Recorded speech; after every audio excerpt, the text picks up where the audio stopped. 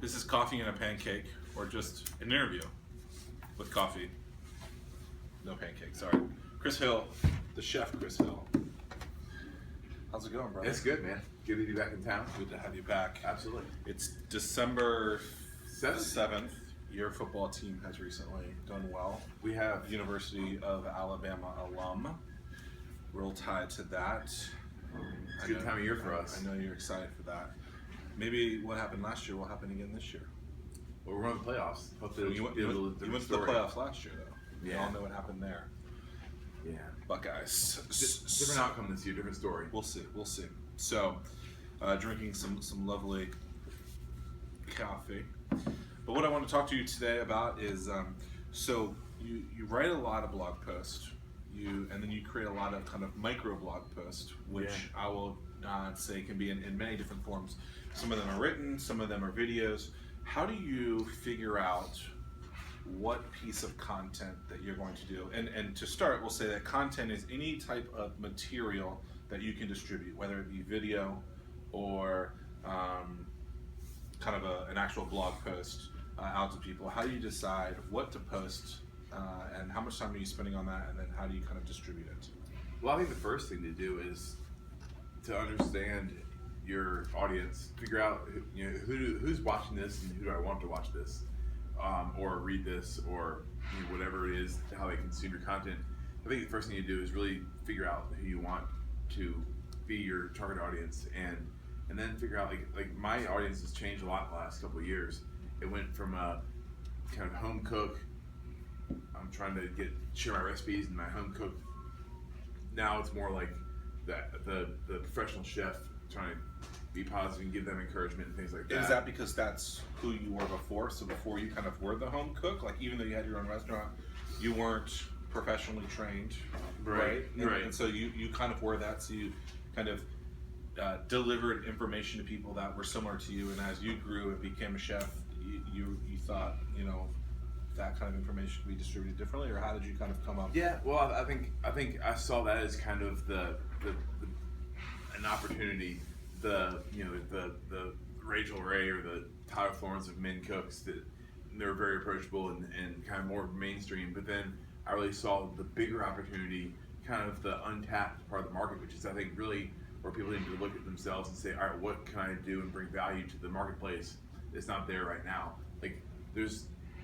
I had a post recently on Facebook that had 65,000 shares, which means there's a lot of people out there that are cooking that have a similar kind of feeling and story that I have that you can kind of tap into. So what kind of unique selling point do I have that I can bring that'll help people get excited about what I'm doing? So filling a hole and delivering and producing information that's not there, like how extensive do you need to go to figure out whether or not that hole really is there or not? So some people say, oh, I'm starting this business and there's no competitors in the world that are doing this, when even with simple Google searches you figure out that there's a ton of people doing that type of thing. So how do you determine that hole really isn't there, or that hole really needs to be filled? Well, I think you need to figure out that the hole needs to be filled, and I think you need to figure out that you're good enough to fill it. I think a lot of it is putting the work and doing enough to where, because for a long time I was doing it and there's a hole that needed to be filled, I just wasn't filling it. I wasn't putting out good enough content. I wasn't doing whatever it was that needed to be done. So I think you need to, whether it's having a part-time job or going in full-time, like you need to really give it a shot for X number of time and say, all right, like I can at least invest enough of my time to give it a really good go. Did you say you had 65,000 shares on a post? Yeah, man. My I have like 16,000 Facebook followers now. Mm-hmm. Beginning of Thanksgiving week, 10 days ago, I had 10,000. So I've gotten 6,000 new followers in the last week or 10 days. And was there any kind of specific strategy behind that, or? Well, it's been a lot of trying to connect with this new audience I have of the professional cook, really needing encouragement. So some of it's needing encouragement, some of it's finding things that they'll find humorous or funny. But it's really knowing their lifestyle, knowing who they are as cooks and the things that we all kind of find funny or humorous or really appreciate, and then bringing that to the table and knowing that like I can know instantly if something's going to work or not. And how do you know that instantly? Well, first of all, I have a pretty good gut feeling, and then once you post something, I'll have 10 likes within a minute or 2 minutes. So a lot of people talk about Facebook pages. So we're talking about a Facebook page, Right. Which is Chef Chris Hill. Is that what it is? Chef Chris Hill. Chef Chris Hill. And that page, you push a piece of content, and so I'm trying to like literally spell this out piece by piece. So you produce content, you figure it out, you think it's the right thing. Okay, let's assume that is proven to your at least standards. Then you post something, and then pretty much within a couple of minutes, you're saying if you don't have a lot of likes, you know if it will go good or bad. Good, exactly. And you're not boosting to do any of these things. I've done some of that before, but I haven't done that in a while, which is pretty cool because my reach last week with the one post with 65,000 shares plus some other ones, my reach was around 12 million people, and so 65,000 shares, 16,000 followers, and 12 million impressions. Yeah, it's all organic and very good. And a lot of it is kind of going back to the drawing board and saying, all right, well, this piece didn't work. Why not? And maybe it's a time of day, but I don't want to use that because I have fans over in Asia and Europe, so a lot in Australia and Canada even. So there's all sorts of time zones coming into play. So I don't really use that. But I say, well, why did this work? Was it the way that I worded the title? Mm-hmm. Was it the way that the article was written that the title didn't resonate with people? Or maybe it just wasn't funny or interesting to people? And kind of using all of those pieces of content as focus groups for your next piece of content. Interesting. So you're not really worried about the time aspect of when you push it. You're not really worried about the material that you're worried about the material that you're sending, making sure that it goes to the right people, tweaking it, doing those things. Right. What about the frequency? How often are you pushing different things? Do you have kind of like a calendar that says, I'm going to post something funny at 1 o'clock on a Friday, on 10 o'clock on a Saturday? Like, because some people are specific. Absolutely. This is how it is. I wish I had a little more strategically planned than I do, but I definitely have. I don't schedule things in terms of I'll be asleep at 3 a.m. Eastern and I'll put it out. I want to be awake and I want to be able to see how people are interacting with it. If people are commenting right off the bat, I want to go. So you're not automating things that. So when you post, you actually post, is what you're saying. Yeah. So I follow a very similar model for the majority of our stuff, and the reason why it is because for that reason, if someone starts commenting, I want to be able to jump in. You want to be able to jump in, and even if it's just a simple thanks for sharing, just saying you're welcome, and I think oftentimes people try to automate things that shouldn't be automated, or try to automate things at the wrong times when it's just like you want the conversation, it's right there. Why aren't you having the conversation? Exactly. Or like if I would have automated some things like in the middle of like the San Bernardino shootings, or like in the French shootings, like a month ago or whatever it was. If I would have been asleep and would automate that stuff, it looks a little bit distasteful if that stuff kind of goes live and then I'm here trying to push this agenda. Well, and so we do automate certain things. So the things that we automate are certain emails that go out every week. So we have a weekly email that we produce that for people that live in the market here in Norfolk, Virginia Beach, that they figure out these are the entrepreneurial things that are going on in town. Right. So every Monday at 9:15, that email goes out. But there's nothing really specific. I mean, there's time-sensitive things, as in you have to sign up for this event if you're going to go to it. But it's more of a recurring thing to make sure that it's there from a frequency standpoint, week to week to week. And it's not like, hey, I decided to send you this email right now because you need it right now. Well, they know it's coming. And another thing I think is funny is when people are like saying, give me your thoughts on this thing, and then that person doesn't comment for 8 hours because they were sleeping.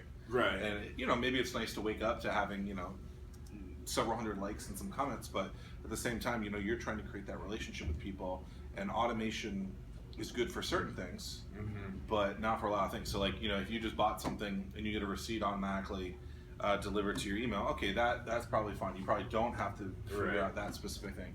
But if you're, or like, so you have an event and someone signed up for that, you might not have to give an exact thing immediately, but you could at a later time reach out to that person and say, hey, thanks for signing up. Exactly. You know, I want to have those kind of things. And I think the more relationship building that you do, the better it is. And the more on top of it you stay, like if somebody does comment, right now, if I post something, if we share this video on Facebook or Twitter or YouTube, whatever it is, and somebody comments on it, the more we stay on top of it, in real time, the more we're able to actually stay on top of it. We don't get behind the 8 ball. And Sure. Because that one post with 65,000 shares, it was more of like a comical thing. So I didn't have to jump in there and be part of the conversation, but it helps. How many comments were on that too? That's what I was gonna say. It was 3,000 or 4,000 comments. Wow. So were you able to communicate on all of those? I mean, like at some point, I tried to jump in and like every single one. Right. It was. I call it the birthday, your birthday effect. Exactly. Right? And so like every year on my birthday, I made this a point probably 3 years ago. Is that on my birthday every year that I will like and comment on every single person that says happy birthday to me. Right. Why? Because I think that at the end of the day, when people say, oh, thanks for all the birthday wishes, and they had 50 people do it, it's like cheap. It's like that person went out of their way to do it to you, but you are disrespecting them to do it back. Now, I haven't gotten to the point where I'm getting thousands of people wishing me happy birthday. Maybe at that point I won't be able to. But I believe that oftentimes we're just so freaking lazy when someone's doing this thing that we want them to do that we can't even communicate with them back. But that's like a big picture thing too. It's I mean, just in terms of building a business, like you got to put in the work, like with building a relationship, like do the hard things, the things that aren't fun or sexy, to get those people. It's 11:15 last night, and I'm communicating with people that aren't customers yet, that potentially could be, and just having a relationship with them, just talking to them, saying what's going on, like not really not selling anything at all, and it's just pushing to them that I care, that I'm there, and sometimes it takes 6 months, 12 months, 18 months for them to buy the thing that I want them to. But oftentimes it's not even just that product purchase, that service purchase. It's like, what will they do for you in that meantime? Yeah, exactly. What will they refer to you? And so recently someone had lost their job and reached out to me and said, thank you for being there throughout these last 6 months. You didn't have anything to give them, probably. They probably couldn't buy anything. I just reached out to them, exactly. And just said, look, I said some of the words that I remember Damon saying a lot when I was able to talk with him, Damon John, and he said, don't quit your day job. And so I think a lot of people want to quit that job first because they see the American dream, the American hustle as this thing that's awesome. But if it's not going to work if you don't have the things in place. Yeah. Right. So if you're not willing to live off of your credit cards for a year or two, if you're not willing to, not be able to Netflix and chill, if you're not willing to, I love that. I think people love Netflix and chill, and that's fine if that's the life that you want. Right. But I posted something last night that says, these people who say I can't start a business because capital is the issue, and I say you start business for $15 right now.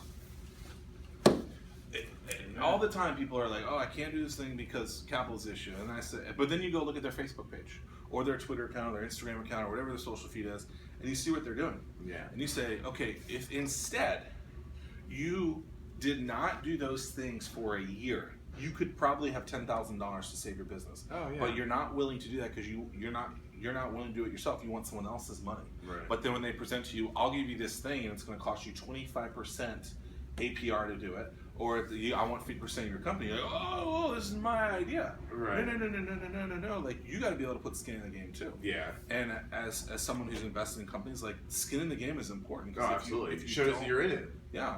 If I was going to someone and say, look, this is how I started this company. This is I had no net worth. I had no net value. This is what I did. These are the steps I went through. I had $10,000 in credit card available space. I figured out how to get to 20. I removed all of my nonsense things. I used to Netflix and chill all the time. Now I don't Netflix and chill. Right. I started eating ramen. I started all these little things. It's like these people believe that because they watch it on TV, that's the way that it has to be. Yeah. When instead, one of the greatest pieces of advice someone ever gave me is start living on 10% of your income, so that you could take as low percentage as possible. So if you put all the rest back in, put it in a savings account, and then as you're building something up, then you can transfer that over and you have that money to do it. Because most people really, I believe, when they hear they're raising money, they think that they're raising money so then they can have a nice salary. Right? But raising money doesn't mean making money. You still got to do all these really crazy things. Like, we should not be celebrating people that raise money. Right. We should be You're giving away part of your business. Like, you celebrate the fact that you have a chance to move more forward. But if you haven't made a sale yet, there's no transaction. Yeah, it doesn't mean anything. So you still got to figure out how to do all those things. And so, I think part of it too is being able to get the money to come in and have enough of a patience game to say, all right, well, I'm gonna put this money back into the business so it can make more money versus, oh, I'm gonna go take all these trips, or now I can Netflix and chill because I've made that first over the hump. And I believe that we all need to live our lives, right? So while I say all those things, I do believe that people do need to hustle. They do need to, not be lazy, but they do need to live their lives too. So and as Jeremy's laughing at me over here, the reason I say this is because we have to stay sane. Oh yeah. Right? And oftentimes I think we don't stay sane, whether that means going to the gym, maybe going to get a massage, something like that. Like, there are certain things in place that have to happen. I spent the whole day at Christmas Town yesterday. Yeah, and we have to be real people because it gets us away from that. It does, and it reminds. I mean, if you don't spend time with the people that are important to you, your girlfriend, my girlfriend, like if you don't do those things, then A, they feel unappreciated, and then you end up losing them, and B, like you kind of lose sight of the things that you're doing all this stuff for. Absolutely, and so there's plenty of people in the world that work 24/7, and while that's great, I've been there before. Yeah, I think we should try and realize that you have to work hard to get to those things, and absolutely work long days and everything, but also incorporate things in place so that when you do when you do feel successful or you do have made it, you define that and your life doesn't change, right? So that the dollar amount doesn't change. For me, people ask me, what's your why? It's to stay happy, right? Or why are you doing this? I want to be happy. I've been in corporate America, you've been in corporate America, where it sucked. And I hated waking up every day. I hated going to the office and doing that stuff, and never want to do that again. And now I work 2 or 3 times the amount of that, of the times that I was supposed to be working there, so the 40 hours a week, right? And so, but it's a lot more fun because you do it for yourself. You're able to build something. Absolutely, and it just changes. I love how we got off topic from how to write content to the real lifestyle. Which sounds like a perfect piece to write on Medium and have go viral next week. Yeah, love it. But to go back to content, another thing I think that's important is finding ways to kind of cross-utilize things. Taking a video that we just made and putting it up on YouTube, but also maybe sharing on Facebook, and then saying, all right, well, I can take the pieces from that video and also make a Medium article or put some sort of written content out of it as well. So leverage the crap out of it, right? Yeah. So you wrote this one thing that was 1,000 words for chefchrishill.com, whatever, what is it? Yeah, bachelorkitchen.com. Yeah, exactly. And then, so you have that post, it's great, but then you're like, okay, how do we understand what this medium is? Yeah. Right? Because that's important, right? You're not going to post a text file on Instagram, right? So, and then figure out what would appeal to people there, and then distributing it in those kind of ways, right? And so that's, exactly. Like, if I have a podcast, why wouldn't I have it on Stitcher also? And why wouldn't I put it on YouTube as an hour-long video, even if it's just kind of like an image with what's happening in the video, just in case there's people there that might come across it. Well, it's like the TV show, Hampton Roads Business Weekly, talking with the team a couple weeks ago, or maybe even a week ago, it was like they're looking for different mediums to start doing things. I'm like, why don't we do a podcast, right? So, and literally just audio file the already rendered video and just do that. And so the show is evergreen already. Yeah. Right? I mean, there's like the one segment out of the 20 or so that we've done already that was time sensitive, but the information in it was good. It was just like one line that says, do this thing by this date, and it'll be fine. Right. And you could always put in like a 1-minute kind of the front of what's happening if you kind of set the stage for if we really want to. Yeah. Right? I mean, like it's the point where like we introduce things at the beginning of the week. It's like, hi, I'm Zach. Hi, I'm Cheryl. This is what we're talking about today, and go to the show. And so we could add pieces to it, but it's probably 95% of the way there, and it's like, let's just see if this is a good fit. So I like that. And if people like it, cool. If not, then all right, it doesn't really work, and we can take it down or leave it up and let people find it if they will. Exactly. A lot of people it's the unknown, and so while it's a TV show, doesn't mean that the information that's there isn't good for. It's a lot of to me, it's, the whole idea, bigger theme is a lot of like what Seth Godin talks about of like, if I try and fail more than you do, I win. So trying little things, that might not work. I mean, we have a program, a product that we want 1,000 customers in. We got to talk to a lot of people to get to 1,000, right? I think we're almost around 100 right now. And like, there's been a lot of no's this last year. Even little things that I was like, I did not expect you to say no to that. Like, I just made it super easy for you, and it's still no. So you learn from that, you tweak things. Like, I love that. The more no's you hear, the more successful you're gonna be. Right. But I think people have to, like, people talk about failure. Like, I don't like, and I use the word failure, but it's not necessarily failure. Like, failure is like absolutely losing everything. Right. In my opinion, it changes for people. And that's why I think it's the Seth Godin, if I fail more than you do. Little small chances that keep you in the game, but help you find out. Absolutely. You're getting closer. This email didn't get opened a lot. Why not? Right. This thing didn't click a lot. Why not? Should we have put more pieces to it? Like, did we mess up? Was the button not clickable? All these little things. And so I don't necessarily think and I guess failure is one of those sexy entertainment words, and that's why we use it. But it's just like, you're just, trying things out. And that's how, like, I think your social media content, Facebook, Twitter, Instagram, podcast, sharing all that stuff, it gives us every single time we share it an opportunity to see what worked, what didn't work, and why didn't it.